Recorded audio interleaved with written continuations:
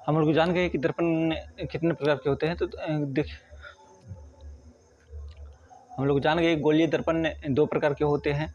पहला होता है अवतल दर्पण, दूसरा होता है उत्तल दर्पण।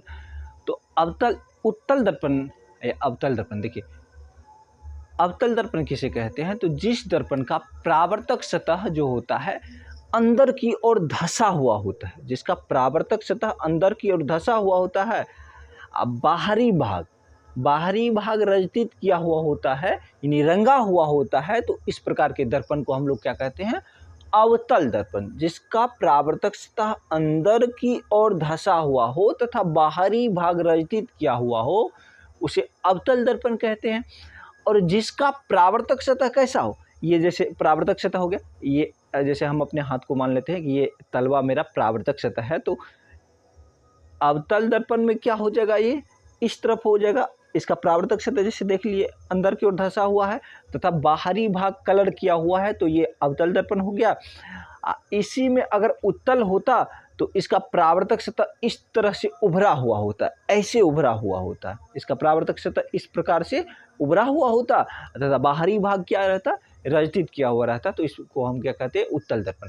यानी जिस दर्पण का परावर्तक सतह अंदर की ओर धंसा हुआ हो तथा बाहरी भाग रंजित किया हुआ हो, उसे अवतल दर्पण कहते हैं। तथा जिस दर्पण का परावर्तक सतह उभरा हुआ हो लेकिन बाहरी भाग रंगा हुआ हो, तो उसे उत्तल दर्पण कहते हैं। तो चलिए हम लोग जानते हैं कि उत्तल दर्पण एवं अवतल दर्पण किसे कहते हैं। तो देखिए, हम लोग बोर्ड पे आ चुके हैं। देखिए अवतल दर्पण यानी गोलीय दर्पण का एक भाग है। तो हम कह सकते हैं कि गोलीय दर्पण का वह भाग जिसका परावर्तक सतह धंसा हुआ हो तथा बाहरी भाग रंजित किया हुआ हो, उसे अवतल दर्पण कहते हैं। जैसे देखिए ये दर्पण हो गया, इसका परावर्तक सतह क्या है? धंसा हुआ है, इस प्रकार धंसा हुआ है, ऐसे धंसा हुआ है। तो जो इसका परावर्तक सतह धंसा हुआ है तथा बाहरी भाग क्या है? कलर किया हुआ है, तो उसको क्या कहेंगे? अवतल दर्पण कहेंगे। अब चलिए उत्तल दर्पण की डेफिनेशन जानते हैं। तो उत्तल दर्पण को इंग्लिश में कन्वेक्स मिरर भी कहते हैं। तो गोलीय दर्पण का एक भाग है, तो इसे हम कह सकते हैं कि गोलीय दर्पण का वह भाग जिसका परावर्तक सतह उभरा हुआ हो तथा बाहरी भाग रंजित किया हुआ हो, उसे उत्तल दर्पण कहते हैं। तो जैसे देखिए ये क्या हो गया? अवतल दर्पण है। जैसे इसका परावर्तक सतह इस प्रकार है, इसका परावर्तक सतह इस प्रकार है, इस प्रकार उभरा हुआ है। तो जिस दर्पण का परावर्तक सतह उभरा हुआ हो तथा बाहरी भाग क्या है? रंजित किया हुआ हो, उसे क्या कहते हैं? उत्तल दर्पण। तो यहां तक हम लोग जान गए। अब देखिए अवतल दर्पण और उत्तल दर्पण से संबंधित, गोलीय दर्पण से संबंधित कुछ पद हैं जिसको जानना हम लोगों को अति आवश्यक होती है, बहुत महत्वपूर्ण होता है। क्योंकि इसको जानने के बाद ही हम लोग दर्पण में किस प्रकार के प्रतिबिंब बनते हैं इनको जान पाएंगे। अगर इसको बढ़िया बारीकी से नहीं जानते हैं तो दर्पण में प्रतिबिंब किस प्रकार बनता है, किसको वक्रता त्रिज्या कहते हैं, किसको वक्रता केंद्र कहते हैं, किसको किस चीज़ से सूचित करते हैं, ये हम लोग नहीं जानेंगे तो आगे हम लोग को समझ में नहीं आएगा। तो चलिए जानते हैं हम लोग गोलीय दर्पण का कौन कौन सा ऐसा पद है जिसे जानना हमको अत्य आवश्यक है। तो देखिए गोलीय दर्पण जब हम लोग बनाते हैं तो इस प्रकार का होता है। इसका वक्रता इस प्रकार से हम लोग खींचते हैं। तो ये जो होता है गोलीय दर्पण का जो वक्रता केंद्र होता है, गोलीय दर्पण का जो ये होता है, इसको कहते हैं सेंटर ऑफ कर्वेचर, जिसको हम वक्रता केंद्र कहते हैं। अब देखिए यहां से लेकर के यहां तक जो हम लोग मिलाते हैं, जैसे यहां से लेकर के यहां तक का हो गया, ये हो गया गोलीय दर्पण का वक्रता त्रिज्या। दर्पण का ध्रुव जो होता है, जैसे ये दर्पण यहां से यहां तक है, तो इसका मध्य बिंदु जो हो गया यहां पे, ये हो जाएगा दर्पण का ध्रुव। इसको पी से सूचित करते हैं।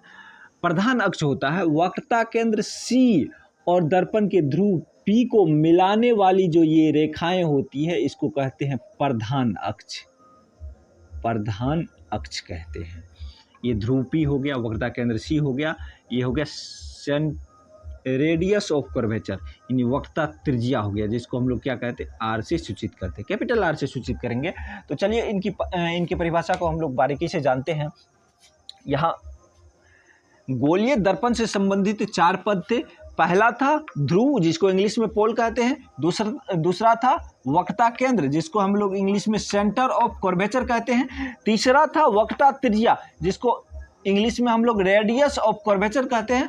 चौथा है प्रधान अक्ष या मुख्य अक्ष, जिसको हम लोग प्रिंसिपल एक्सिस कहते हैं इंग्लिश में। तो चलिए हम लोग जानते हैं ध्रुव किसे कहते हैं।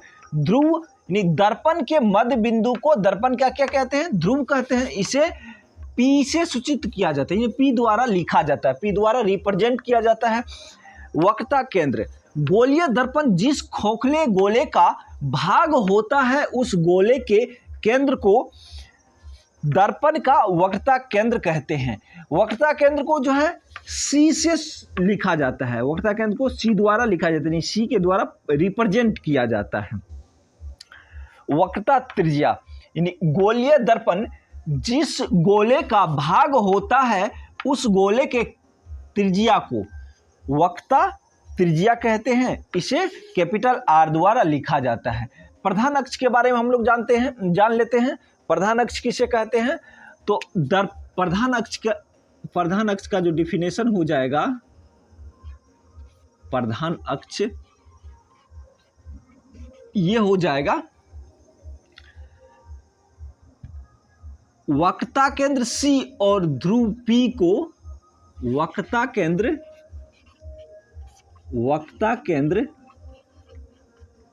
C और ध्रुव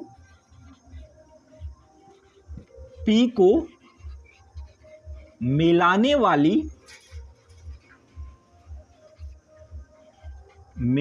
वाली